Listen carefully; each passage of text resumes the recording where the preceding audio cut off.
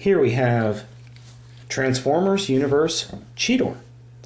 This figure was released in early 2009. Some folks got it in 2008. And he is obviously a cheetah. I have to commend Hasbro for their paint scheme on this figure.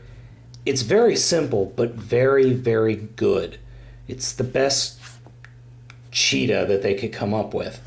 Black spots, yellow, and the white paws, very good. I've seen comparison pictures between this and the Henkei figure, which is coming out in early 2009.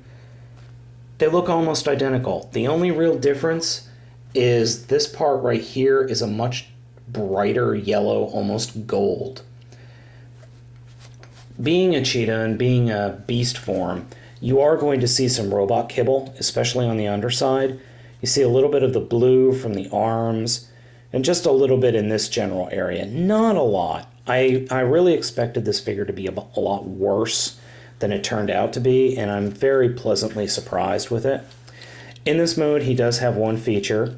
There's a tab on the back right here, and if you pull it towards the rear of the animal, he opens his mouth and his eyes turn red. And there's no smooth way to do it. It's either there or it's not.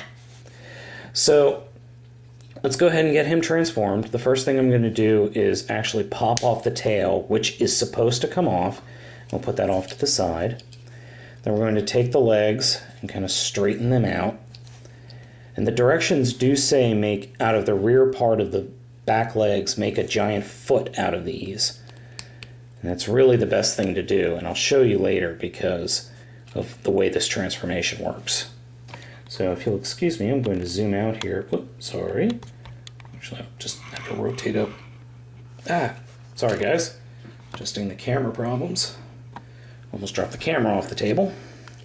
Okay, so we're going to go ahead and open the panel. There's a panel right here that it's kind of hard to get to, so you're going to have to use your nails if you have any. Then we're going to swing this whole unit up and then rotate it out like this. And then conversely swing it all the way back in. It'll make sense if you get a hold of the figure. You have to play with it a little bit. And then there are tabs on the side of the cheetah head right here, and they go in right there. So you just get those plugged in, let those stick, and then we're going to take the cheetah paws and put them straight out, and then rotate them back thusly. I'll show you that again, like that. And there we've got the robot hands. Next, we're going to take this whole middle section, kind of open it like a butterfly again, and then take this whole section and rotate it up like this. So we'll have it out.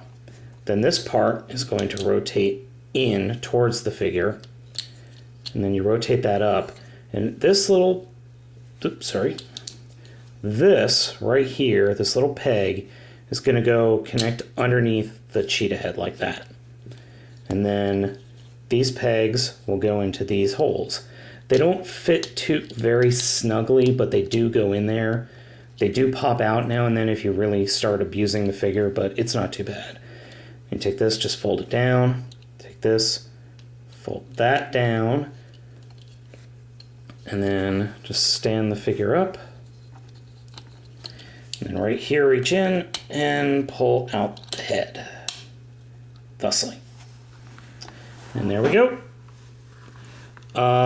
He looks great. I'm very, very impressed with this figure. The initial pictures really didn't do it justice. I think the figure looks good. I think it's a very fitting evolution to the Beast Wars figure, who I've got downstairs somewhere. Hopefully I can grab some pictures and do some comparison shots between the two. But he just looks much more dynamic. One huge issue, though. That is a big backpack.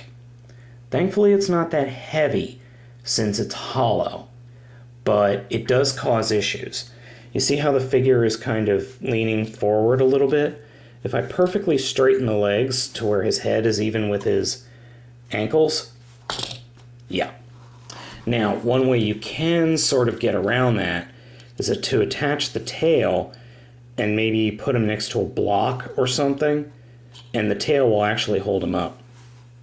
Speaking of the tail, plugs into either of the hands as a club weapon, which I don't remember Cheetor ever having a club weapon in the show, but oh well.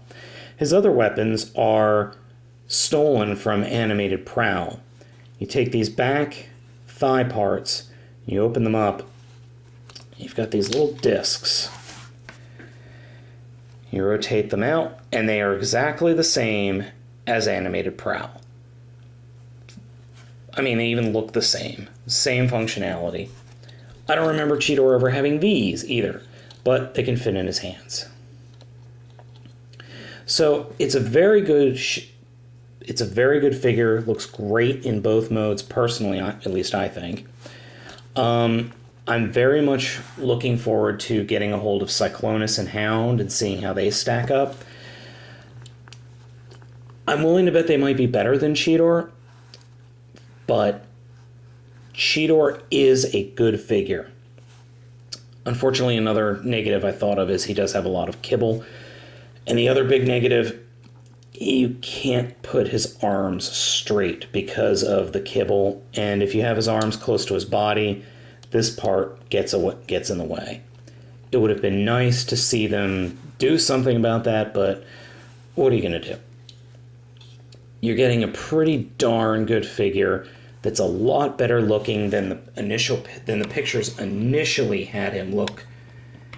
And, you know, for $10, you get a really, really good figure that's a lot of fun, and kids are going to enjoy this. I mean, kids like cats, kids like animals, and animals that turn into giant robots are even better. So, I'd say pick this guy up. He is a worthy addition to your shelf.